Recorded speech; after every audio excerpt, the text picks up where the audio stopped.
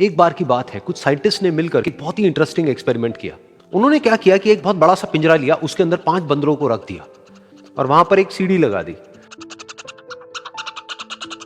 उस सीढ़ी के टॉप पर कुछ केले रख दिए। फिर उन साइंटिस्ट ने क्या किया कि जैसे ही कोई भी बंदर उस सीढ़ी पर चढ़ता केलों तक पहुंचने के लिए, तो ऊपर से ठंडे पानी की बारिश करने लग जाते।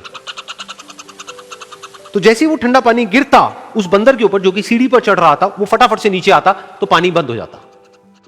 फिर दोबारा से कोई और बंदर उस सीढ़ी पर चढ़ता उन केलों तक पहुंचने के लिए, दोबारा से यही होता। दोबारा से ऊपर से ठंडे पानी की बारिश होती, वो बंदर जैसे ही नीचे आता दोबारा से बारिश बंद हो जाती।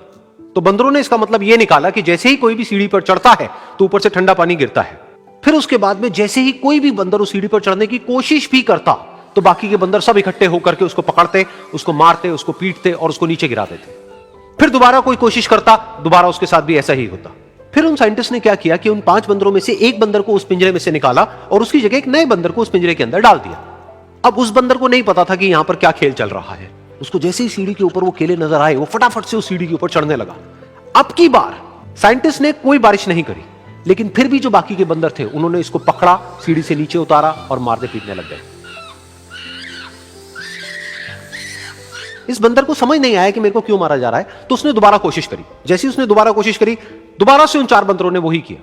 तो अब इस नए बंदर के दिमाग में क्या बैठ गया कि सीढ़ी पर चढ़ना मना है, अगर सीढ़ी पर चढ़ते हैं तो मार पड़ती है। उस सीढ़ी पर चढ़ना क्यों मना है और क्यों मार पड़ती है वो उसको नहीं पता था, बट उसके दिमाग में यह बैठ गया कि इस सीढ़ी पर नहीं चढ़ना है, ना किसी को चढ़ने देना है।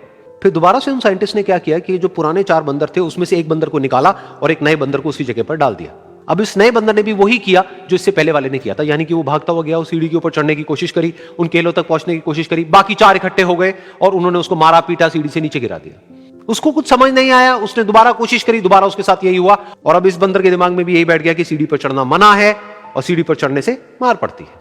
फिर साइंटिस्ट ने एक एक करके जो पुराने 3 बंदर बचे हुए थे उसमें से भी एक एक करके उन बंदरों को निकाला और उनकी जगह पर 3 नए बंदर आ गए। अब ये 5 बंदर नए थे और किसी को भी ये नहीं पता था कि उस सीढ़ी पर चढ़ना मना क्यों है, लेकिन उन सबके दिमाग में बैठा हुआ था कि सीढ़ी पर चढ़ने से मार पड़ती है। तो कोई भी कोशिश नहीं कर रहा था, जबकि अब कोई ठंडे पानी की बारिश भी नहीं हो रही थी।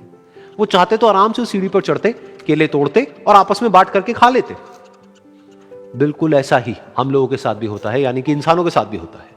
हजारों साल पहले कोई प्रथा बनी होती है, कोई रीति रिवाज होता है जिसके पीछे कोई ना कोई वजह होती है, लेकिन वो वजह खत्म होने के बाद भी वो प्रथा चलती रहती है, वो रीति रिवाज चलते ही रहते हैं।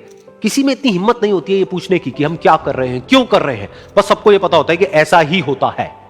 तो वो एक्सपेरिमेंट जिसके बारे में अभी मैंने आप लोगों को बताया, यानी कि वो बंदरों का एक्सपेरिमेंट, उसमें तो बेचारे बंदर हैं, जानवर हैं, उनको नहीं पता है कि क्वेश्चन कैसे पूछते हैं। लेकिन अगर हम इंसान होने के बावजूद भी क्वेश्चन ना करें तो हमारे में और जानवरों में क्या फर्क है, सोचिए।